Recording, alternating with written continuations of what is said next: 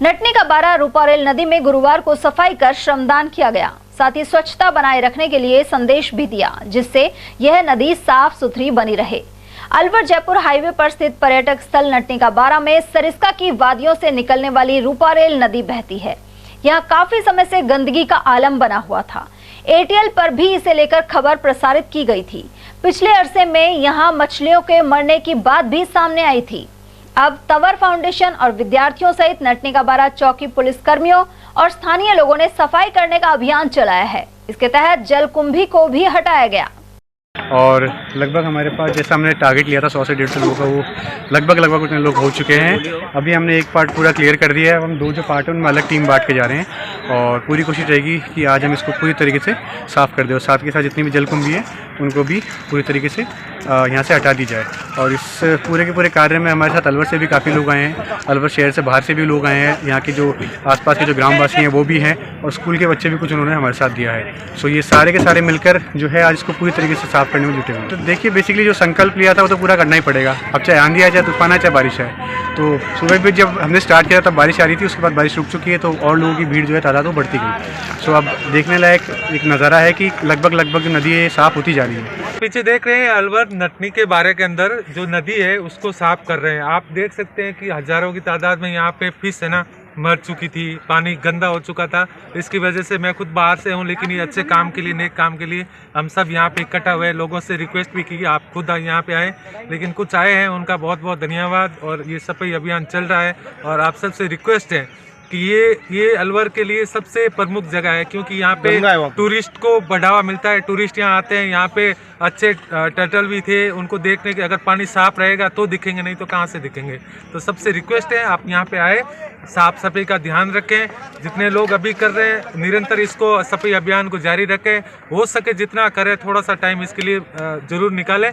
अलवर की गंगा नाम से ये जानी जाती है बहुत। यहाँ हमने देखा नदी का हाल बेहाल हो रखा है। क्यों?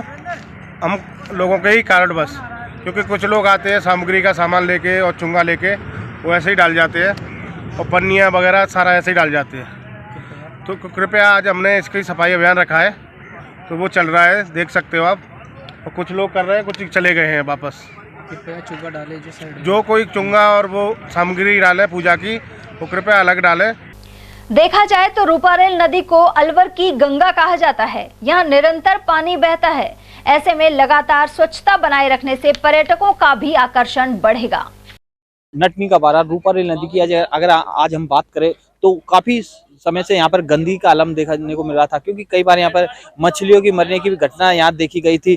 तो ऐसे में जो यहाँ स्थानीय लोग हैं और तंवर फाउंडेशन के जो सदस्य हैं उनके द्वारा आज यहाँ साफ सफाई की जाती है। क्योंकि हम बता दें तो ये अलवर की एक जो रूपारेल नदी है वो गंगा, अलवर की गंगा के नाम से भी जाना जाता है। क्योंकि यहाँ पर जो भी जो पवित्र कार्य है वो यहाँ करते हैं और जो भी जैसे विसर्जन हुआ या कोई अपनी पूजा की सामग्री है वो यहाँ आकर विसर्जन करते हैं। तो यहाँ जो जलकुंभी है, विशेष तौर पर यहाँ जलकुंभी यहाँ छाई हुई थी पूरी रूपारेल नदी के अंदर। और पहले भी जो संजय शर्मा जो विधायक थे उन्होंने भी यहाँ आगे साफ सफाई करवाई गई थी। क्योंकि जो रूपारेल नदी है दो हिस्सों में बटी हुई है, एक तो जयसमंद बांध की तरफ जाती है, तो दूसरी हम बता दें भरतपुर की ओर जाती है।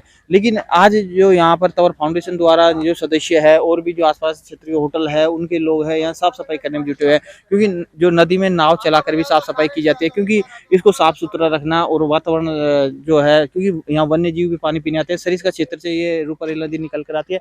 तो हम दिखाएं तो यहाँ इधर तरफ भी दिखाएं तो जो यहाँ के काम करने वाले हैं पूरी जो, क्योंकि सर्दी के चलते भी यहाँ मेहनत करने में जुटे हुए हैं।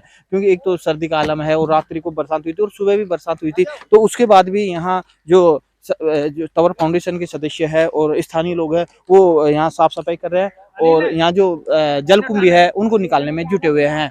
तो यहाँ हम बताएं जी सर, क्या नाम है सर आपका? राकेश जी, आपके मन में कैसा सोच आई कि इसको साफ सफाई की जाए? क्योंकि यहाँ मछलियाँ मर रही थी कोई किसी ने गंदगी से, तो सब मिल करके ये योगदान लिया कि सफाई करने का अभियान शुरू किया है। अच्छा, हम बता दें तो जलकुंभी बहुत याद में थी, क्योंकि काफी मात्रा में जलकुंभी होने की वजह से पानी में भी जो पानी का अवरोध था वो उसमें रुकावट हो रही थी। तो आज पूरी तरह साफ सफाई की जा रही है और यहाँ पूरी तरह जो स्थानीय लोग हैं और तंवर फाउंडेशन के जो भी सदस्य है वो साफ सफाई करने में जुटे हुए हैं। और उत्साह पूर्वक, यानी कि सर्दी के चलते भी इनमें खासा जोश है, उत्साह है और इनमें अंदर की लगन है, मन की लगन है कि इसको साफ सफाई करना जरूरी है।